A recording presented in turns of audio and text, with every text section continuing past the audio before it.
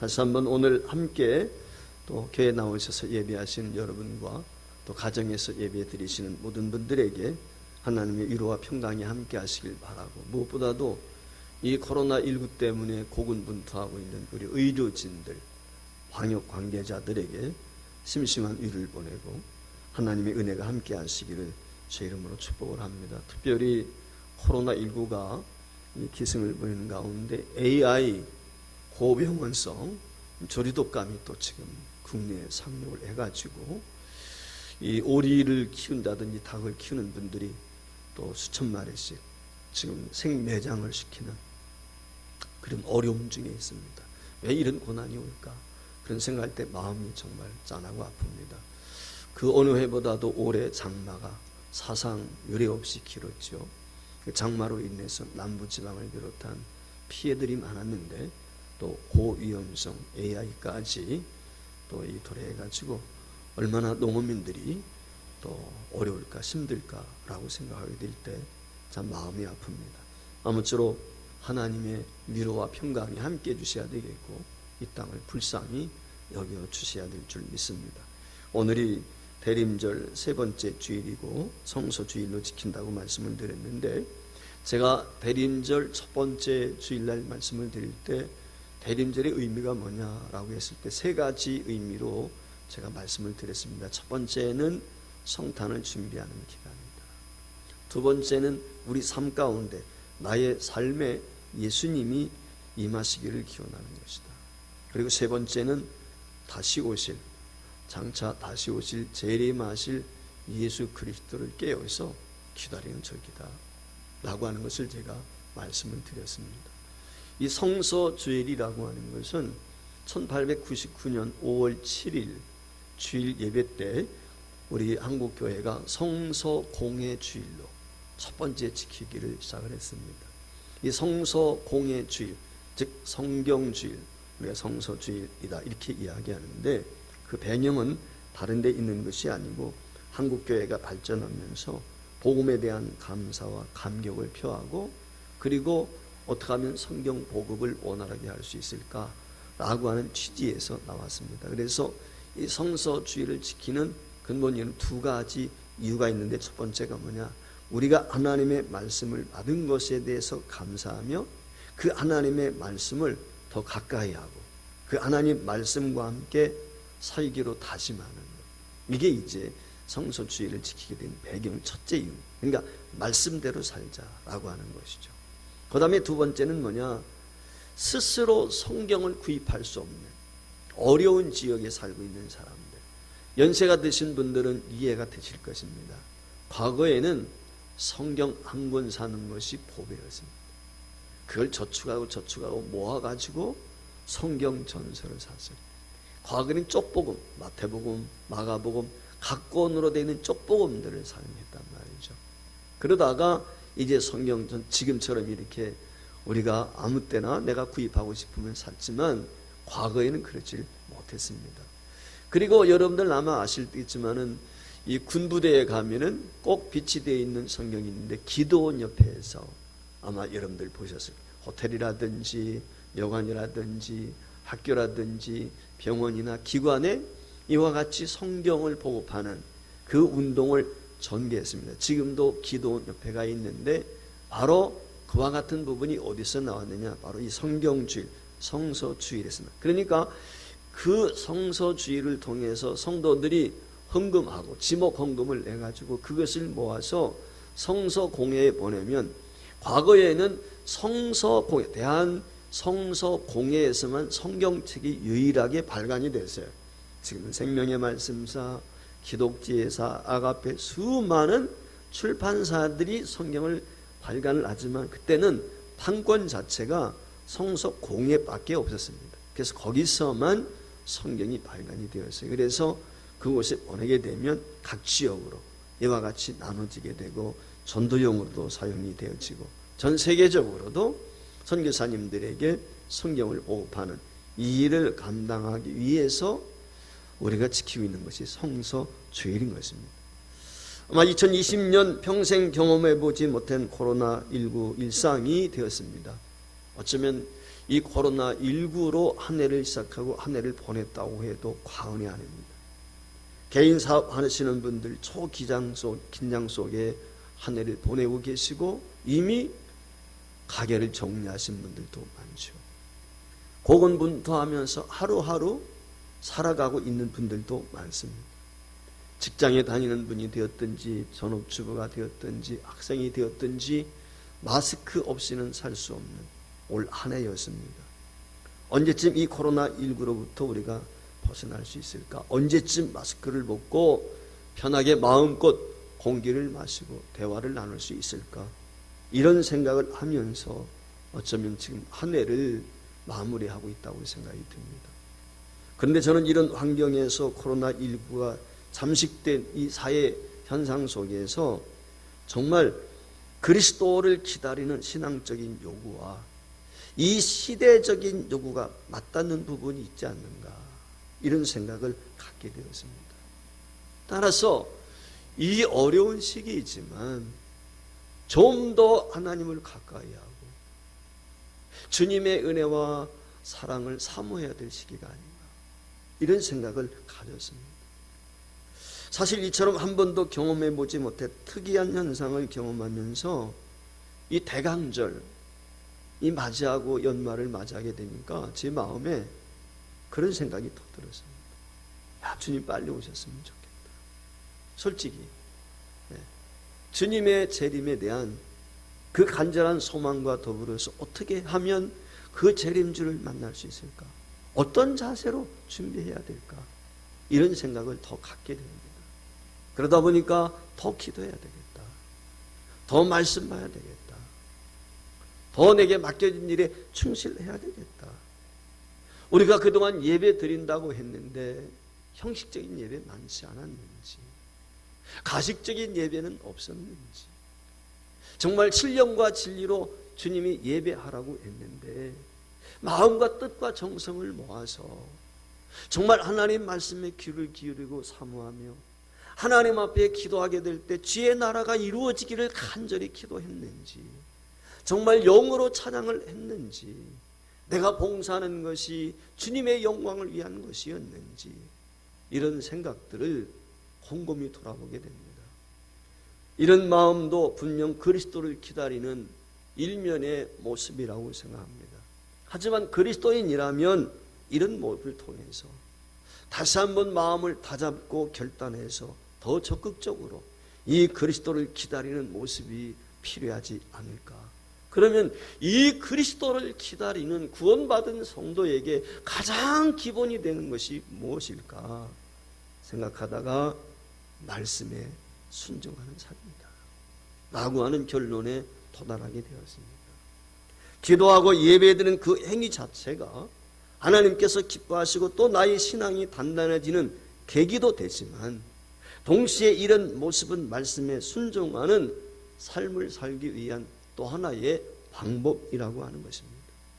하지만 만약 기도하고 예배 빠지지 않고 종교적인 열심이 특별히 있다 할지라도 중요한 것은 말씀에 순종하는 삶이 없다면 그것은 진정한 예배가 아니죠. 예배 행위일 뿐입니다. 신앙인이 아니라 종교인일 뿐입니다. 그렇기 때문에 우리 그리스도인들은 기도와 예배와 찬양과 헌신 등이 모두가 제일 기본이 되는 것이 뭐냐? 말씀에 근거한, 말씀에 순종한, 거기에 적용이 되지 않으면 전부 허상이다, 허수아비와 같다.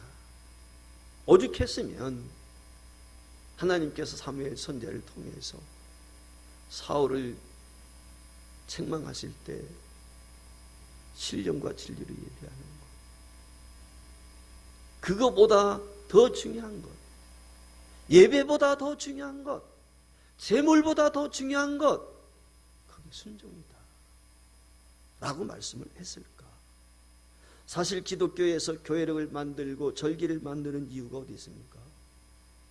교회력과 절기를 통해서 그것을 기억하고 지켜가면서 그리스도의 향기를 느끼고 그리스도를 닮아 말씀에 순종하는 성도로 성장시키는 데 목적이 있죠. 그리고 말씀에 순종함으로 성숙한 그리스도인이 되는 것은 그 자체로 나의 믿음을 온전하게 하는 것도 되지만 더 중요한 목적이 있습니다. 내가 성숙한 그리스도인이 되어야 한다. 내가 성장한 그리스도인이 되어야 한다. 목적이 무엇이냐? 내가 복을 누리고 칭찬받고 그 이전에 더 중요한 것, 그것은 저와 여러분을 통해서 하나님이 원하시는 것, 그것은 세상 가운데 그리스도를 드러내는 것입니다. 이것이 하나님이 기뻐하시는, 이 세상에 그리스도께서 오셨음을 알리는 것, 말씀에 순종하는 것은 단순히 나의 신앙을 단단하게 하고 성숙하는 것만이 아니라는 것입니다. 내가 믿음이 성장하고 내 믿음이 성숙하고 내 믿음이 하나님 모시에 의롭고 내 믿음이 든든히 세워져 가게 될 때 세상 가운데 예수 그리스도가 어떤 분인지, 하나님이 어떤 분인지는 성경을 통해서 드러나는 것이 아니고 전도를 통해서 드러나는 것이 아니라 저와 여러분의 삶을 통해서 드러나는 것입니다. 저와 여러분을 오늘도 살게 하시는 이유, 이 땅의 생명을 연장시켜 주시는 이유, 오직 하나, 하나님의 영광을 위하여. 이것밖에 없습니다. 여러분, 저나 여러분 사실 천국 가면 그것처럼 좋은 거 없어요. 그렇지 않습니까? 거기는 배고픔도 없어요. 병드는 거 없어요. 지지고 볶고 싸우는 거 없어요. 수고 안 해도 돼요. 근데 이 땅에 왜 저와 여러분을 지금도 숨쉬고 살아가게 합니까? 이 답답한 세상, 각종 질과 질병이 있는 세상에서 쌈박질하면서 살아야 될까요? 주님의 영광을 위해서, 그리스도의 아름다운 덕을 선전하도록 하기 위해서 저와 여러분을 사신으로 남겨주신 거예요. 이걸 우리가 늘 의식하며 사는 거예요. 그러면 이 사신의 사명, 이 주님의 영광을 위한 사명 어떻게 감당할 수 있겠어요? 주여 주여 하는 자 아닙니다. 말씀대로 순종하는 것입니다. 말씀에 순종하는 것이 그리스도 신앙의 완성입니다. 말씀에 순종하면 하나님의 뜻이 순종하는 삶 가운데 자연히 드러날 수밖에 없습니다. 말씀에 순종한 그 과정에서 교회도 든든히 세워져 갑니다. 저는 그렇게 확신합니다. 우리 사랑하는 성도들이 말씀대로 신앙생활하면 교회에 아무런 문제 없어요. 교회 든든히 섭니다. 다툼 일어날 수가 없습니다. 분쟁 일어날 수 없어요. 파벌이 어찌 일어납니까? 말씀대로 믿는데 문제는 내 뜻대로 믿기 때문이죠. 내 의지대로 믿기 때문이죠. 문제는 여기에 있는 것이죠.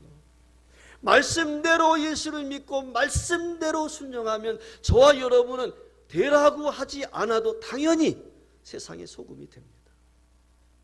세상의 빛이 됩니다. 저와 여러분이 세상의 소금이요 빛이 될 때 내가 억지가 아닌 자연스럽게 우리는 하나님의 영광스러운 존재가 될 수밖에 없죠. 그렇기 때문에 신앙생활에서 무엇보다 중요한 것, 말씀입니다. 말씀에 순종하는 것입니다. 그래서 오늘 대강절을 보내면서 특별히 성소주의를 맞이하면서 하나님의 뜻을 온전히 이루는 이 마리아의 순종, 마리아가 말씀에 순종하는 이 신앙을 통해서 어떻게 하나님의 뜻이 이루어 가시는지 이 점을 살펴보고 저와 여러분이 이 시대에 말씀에 순종함으로 인하여 하나님의 뜻을 이루는 거룩한 주님의 사람들이 될 수 있기를 축원합니다. 그러면 말씀에 순종하기 위해서 어떻게 해야 될까요? 마음만 먹으면 되는 것입니까? 사실 세상 일이라고 하는 것은 어지간하면 마음 먹으면 다 할 수 있습니다. 결단 없이 되는 것이 없죠. 마음 먹고 한다는 것은 결단 없다는 거예요. 신앙도 마찬가지예요. 신앙도 결단이 필요합니다. 결단 없이는 삶의 변화가 일어날 수 없죠. 예수 믿고 나서 예를 들어 주초를 금한다든지 내가 오락을 금한다든지 세상에 즐기는 것을 금한다, 그 결단이 필요하죠. 다짐이 필요합니다. 그런데 신앙에는 또 다른 면이 있습니다. 내가 아무리 결단하고 노력해도 안 되는 부분이 있어요. 그런 경우 많이 있지 않습니까? 그 부분 때문에 때로는 지치기도 하고 힘들기도 하고 정말 내가 구원받았나 이런 의심이 들 때도 있지 않습니까? 오늘 이 마리아의 삶을 통해서 바로 그와 같은 부분을 우리가 다시 한번 발견하게 됩니다. 말씀에 순종하기 위해서 가장 먼저 중요한 것은 은혜를 입어야 된다는 것입니다. 은혜 없이는 순종할 수가 없습니다. 세상 일 어느 정도 결단하면 이룰 수가 있죠. 1만 시간의 법칙이라고 해서 어떤 일에 내가 전문적으로 1만 시간을 투자하면 전문가가 된다는 것이죠. 그렇죠. 가능합니다. 어쩌면 신앙도 마찬가지일 것입니다. 열심히 전도합니다. 열심히 기도합니다. 열심히 봉사합니다. 하나님의 복을 받을 수도 있을 것입니다. 믿음도 자라갈 것입니다. 그런데 여기에 하나님의 은혜가 없이는 불가합니다. 그리스도인에게 제일 중요한 건 무엇입니까? 은혜입니다. 은혜 없이는 살 수 없어요. 모든 것이 은혜입니다. 여러분 구원이 어떻게 왔습니까? 은혜지요. 은혜란 말은 값없이 주시는 거예요. 믿음이 선물이에요. 그 자체가 은혜이지 않습니까? 나의 노력과는 상관이 없어요. 나의 애씀과는 상관없이 믿음이 선물로 내게 주어진 것입니다. 그 자체가 은혜입니다. 오늘 여러분 마리아를 통해서 볼 수 있는 것이 무엇입니까? 하나님께서는 마리아를 통해서 메시아를 보낼 계획을 세우시고 천사 가브리엘을 마리아에게 보내시죠. 그리고 그 천사가 마리아에게 28절 말씀에 이렇게 이야기합니다. 은혜를 받은 자여 평안할지어다. 주께서 너와 함께 하시도다. 자, 오늘 여기 말씀에 보면 마리아를 향하여 뜬금없이 무슨 얘기예요? 은혜를 받은 자. 그 이야기를 듣고 마리아가 놀라가서 29절에 그럽니다. 그 말을 듣고 놀라 이런 인사가 어찌민가? 마리아 스스로 당황하고 있는 거죠. 왜냐하면 사실 그리스도인이라면 모두가 은혜 받은 사람이에요. 마리아 유대인이에요. 선민이에요. 하나님의 택한 백성이에요. 그런데 그에게 나타나서 은혜를 받은 자요 라고 하니까 이미 은혜 가운데 있는 사람인데 또다시 말씀을 하니까 이게 무슨 일인가? 이렇게 이야기하는 거죠.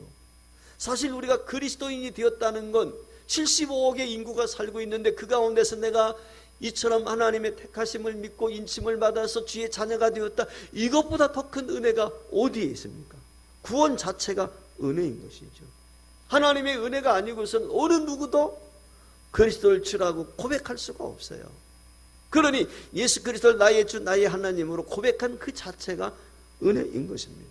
따라서 여기서 천사 가브리엘이 마리아에게 은혜를 받은 자요 라고 부른 것은 뭔가 또 다른 의미가 있다는 것이죠. 그러니까 마리아도 알고 있어요. 이게 웬일인가? 무엇을 원하시는 건가? 천사가 갑자기 나타나서 뜬금없이 이 말을 전하게 되었을 때 마리아는 직감을 하죠. 이게 어찌된 일인가? 두려워하는 거지요. 그러면 그 은혜가 무엇이었습니까? 30절 31절에 이렇게 이야기합니다. 마리아여 두려워하지 말라. 내가 하나님께 은혜를 입었느니라. 보라 내가 잉태하여 아들을 낳으리니 그 이름을 예수라 하라. 마리아에게 아들을 주시는데 그 이름이 하나님의 아들이래. 하나님의 아들. 인간의 아들이 아니고 엄청난 거죠. 32절에 지극히 높으신 이의 아들이라 일컫는 예수. 예수라는 거예요. 예수. 예수라는 말이 뭐예요? 여호와는 구원이시다. 내가 구원자를 잉태했다는 거예요. 내가 구원자를 낳을 것이라. 이게 놀라운 일이죠. 예수에 대해서 마리아는 알고 있었을 거예요. 왜? 여호수아, 예수스, 호세아 이게 누구냐면 예수예요. 이미 구약의 많은 선지자들이 지도자들이 예수라고 하는 이름을 가지고 왔다 갔어요. 알고 있어요. 그러니까 예수라고 하는 말은 마태복음 1장 21절에서 우리에게 가르쳐주고 있지만 자기 백성을 자기 죄에서 저들의 죄 가운데서 구원한 자. 그게 예수란 말. 자기의 백성을 저희 죄에서 구원한 자다. 이게 마태복음 1장 21절에 보면은 분명히 우리에게 예언해주고 말씀을 해주고 있어요. 구원한 자. 구원자라는 거예요. 구원자. 근데 그 구원자 그게 하나님의 아들일 그 예수를 내가 잉태했다. 이거 엄청난 충격이죠. 그렇지 않겠습니까? 얼마나 놀라운 일이겠습니까? 여러분, 결혼한 사람에게 가장 큰 축복이 무엇입니까? 우리 임건 장로님 할아버지가 됐습니다. 그런데 축하드립니다. 다시 한번. 얼마나 큰 축복이에요. 자녀를 낳는다는 것이. 얼마나 큰 은혜입니까? 그런데요, 오늘 여기 마리아가 아들을 잉태했다는 거. 평범한 우리에게는 아들을 잉태하게 됐을 때 그것처럼 축복이 어디 있겠어요? 큰 은혜가 어디 있겠어요? 근데 그게 평범한 아들이 아니에요. 하나님의 아들이에요. 얼마나 놀라운 일입니까? 사람이 감당할 수 없는 그런 은혜지요. 이게 사람의 노력으로 되겠습니까? 불가능하죠. 전적인 하나님의 은혜로 되는 거예요. 사실 인간사에서 이 사건, 이 동정녀 탄생, 이걸 어떻게 표현할 수 있어요? 기적 중에 기적 아니겠어요? 여기에 버금가는 기적이 있다면 무엇이 있을까? 아무리 살펴봐도 없어요. 그러다 문득 깨달은 게 야, 내가 구원받았다는 거예요. 이게 기적이지. 이 땅의 가장 큰 기적은 뭘까? 나 같은 죄인이 구원받아 하나님의 자녀가 되었다는 것. 이게 가장 큰 기적이 아닐까? 마리아가 동정녀 탄생한 건 못지않게 야, 내가 구원받았다. 이 말은 저와 여러분이 은혜를 입었다는 거예요. 이게 기적이지요. 구원받아 하나님의 자녀가 되었다는 건 이 놀라운 축복의 은혜인 줄 믿습니다. 그러니 은혜 받은 자라면은 어떻게 해야 되겠어요? 말씀에 순종해야지.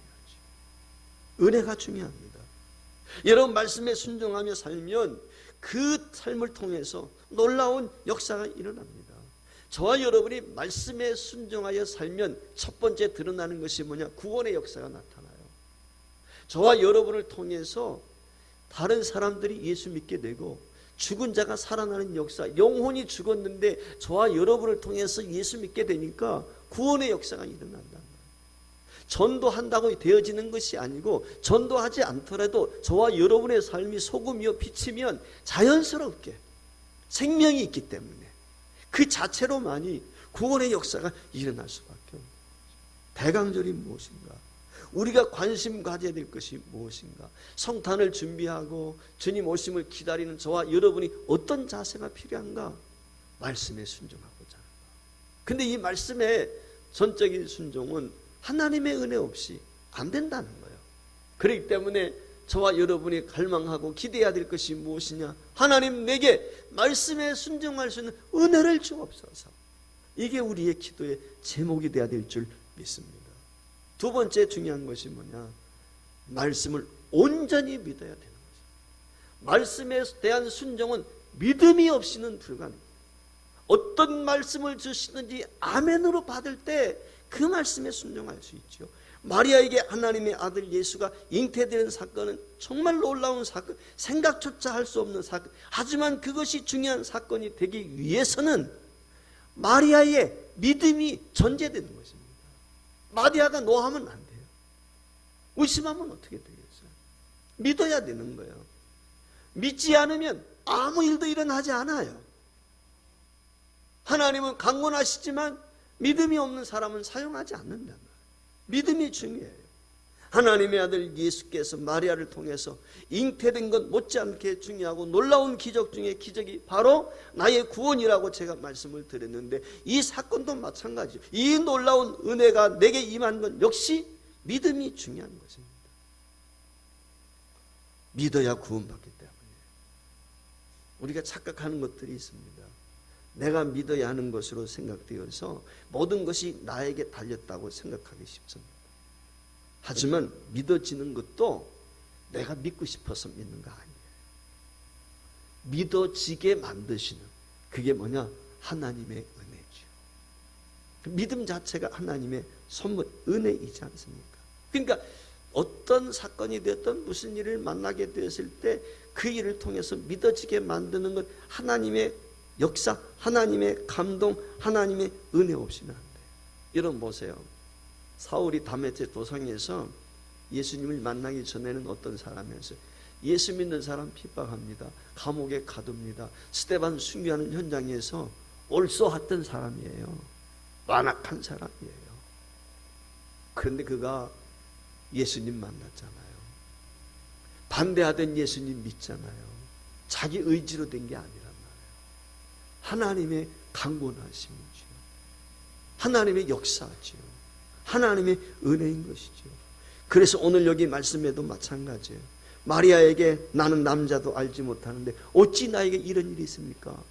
이건 불가합니다. 상식적으로. 내가 결혼하지 아직 안 했다면, 약혼남은 있지만 내가 남자를 경험해 보지 못했단 말이에요. 동침한 적이 없는데 어떻게 처녀인 내가 아기를 가질 수 있습니까? 그 얘기 안 해요. 그때 천사가 뭐라고 그래요? 35절에 성령이 내게 임하시고 지극히 높으신 이의 능력이 너를 덮으시리니 이러므로 나실 바 거룩한 이는 하나님의 아들이라 일컬어지리라. 성령의 능력으로 덮어 감동하셔서 마리아로 하여금 믿고 받아들이게 했다는 거예요. 이게 성령의 역사예요.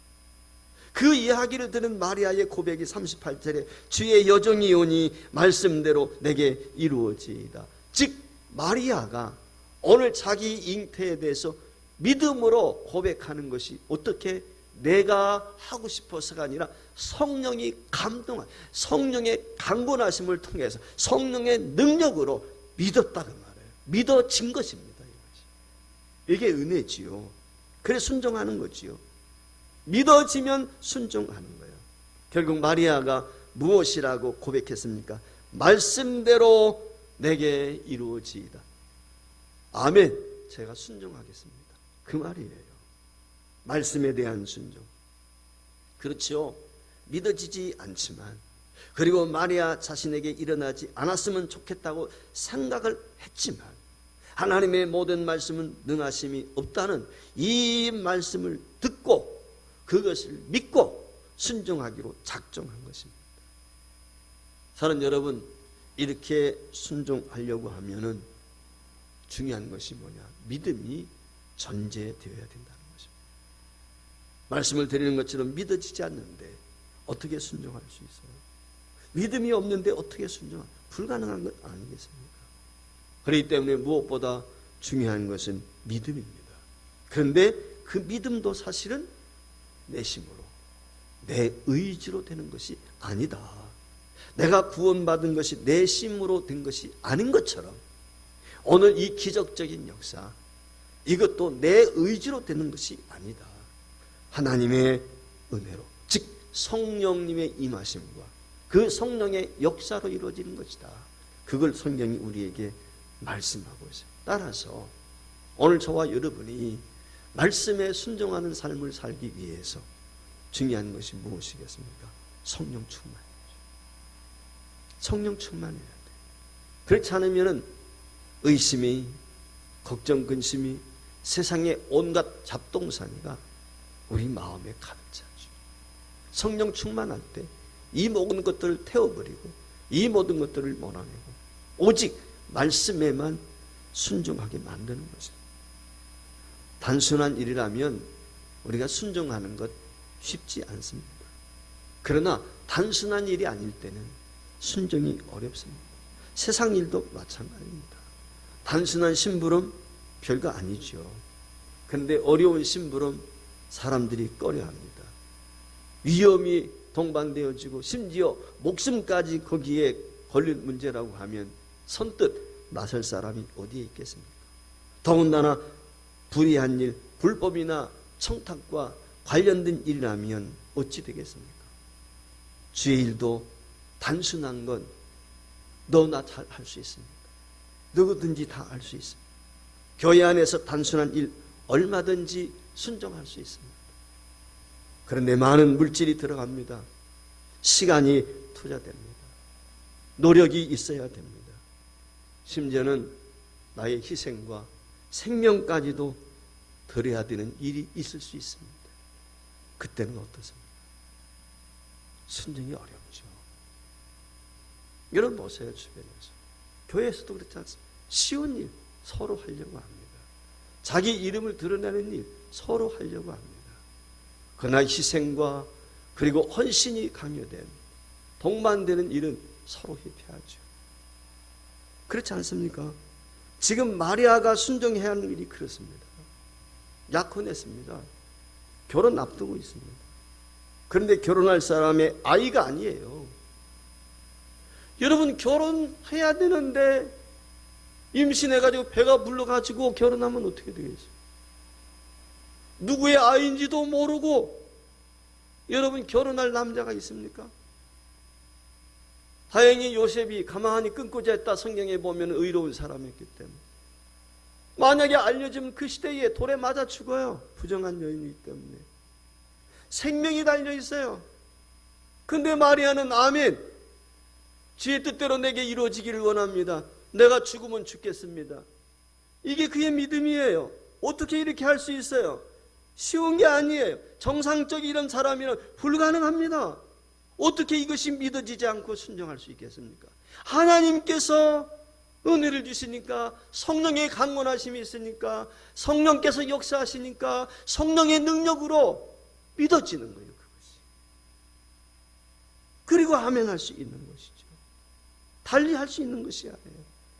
여러분 한번 생각해 보세요. 마리아가 얼마나 두려웠겠어요. 그 얘기를 들었을 때. 놀람이 문제가 아니고 이건 너무 두려움이잖아요.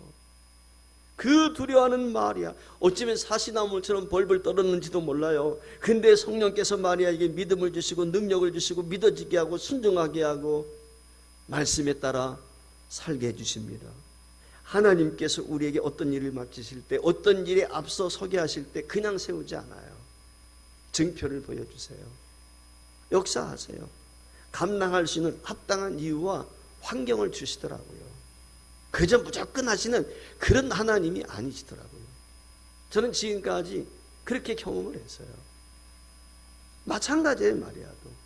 여러분, 오늘 마리아가 정말 처녀가 너무 두렵잖아요. 근데 주님께서는 이 마리아의 처녀 잉태 동정녀 탄생을 위해서 6개월 전에 이미 작정하셨어요. 계획하셨어요. 그게 누구예요? 엘리사벳이요. 그의 친족 엘리사벳. 나이가 몇 세였는지는 모르겠지만 임신할 수 없어. 아기 뵐 수 없어. 그런데 그에게 잉태의 축복을 주셨다. 엘리사벳 자체에게도 축복이 있지만 하나님이 왜 엘리사벳에게 잉태의 기쁨을 주셨을까?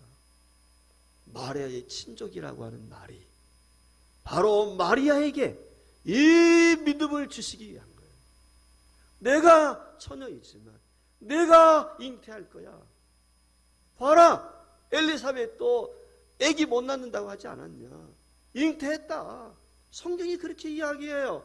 오늘 36절에 보라, 내 친족 엘리사벳도 늙어서 아들을 배웠느니라. 본래 임신하지 못한다고 알려진 네가 이미 6달이 되었다. 너 알고 있지 않느냐? 친족이니까 이미 소문났지요. 다 알아요. 동네 사람들이, 그 마을 사람들이. 야, 아무개 임신했대. 옛날 시골은 다 알죠. 그렇지 않습니까? 야, 어떻게 그런 일이 있을 수 있어? 기적이지. 아마 그런 이야기들이 돌았겠죠. 그 이야기를 들은 마리아 역시 오늘 처녀의 몸은 잉태했단 말이에요. 그렇지, 엘리사벳도 잉태했는데, 사라가 90세에 잉태했는데 생각이 났겠죠. 그래, 그렇다면 처녀인 나도 마찬가지. 성령으로 잉태한, 하나님의 은혜로 잉태한다면 결국 마리아가 어떻게 합니까? 순종하는 거죠. 이게 성령의 은혜인 거죠. 성령의 강권하심인 거죠. 믿어지게 만드는 거예요. 하나님은 우리에게 일을 시키는데 절대로 그냥 시키지 않아요. 이런 전초적인 것들을 통해서 봐라, 아무개도 봐라, 이런 일도 하나님이 그렇게 말씀하시는 거죠. 사랑하는 성도 여러분, 결국 오늘 37절 말씀에 보면 마리아가 무엇이라고 하나님의 말씀을 듣습니까? 대저 하나님의 모든 말씀은 능치 못함이었다. 이 말씀이 믿어진 거예요. 그래, 하나님은 전능자이시지. 죽은 자도 살리시는 분, 없는 것도 있게 하시는 분, 그걸 이미 믿어진 거죠. 그랬을 때 38절에서 오늘 내게 이루어지이다 고백을 하고 있는 거죠. 2020년도 대강절을 지내면서 코로나19 시대 힘들고 어렵고 정말 공포가 있고 사망의 음침한 골짜기를 지나는 것처럼 어렵고 힘든 상황이지만 하나님은 이 시대에 참 믿음의 사람, 참 예배자의 사람, 참 말씀의 사람을 찾고 계십니다. 오늘 우리 서부제일교회 모든 성도들이 이 마리아와 같이 말씀에 순종하여 하나님의 기적의 주인공이 되고 이 시대의 불안과 염려와 걱정 속에 있는 이 땅 흑암 중에 있는 이 백성들에게 소금과 빛이 되는 주의 거룩한 사신이 될 수 있기를 주의 이름으로 축원합니다.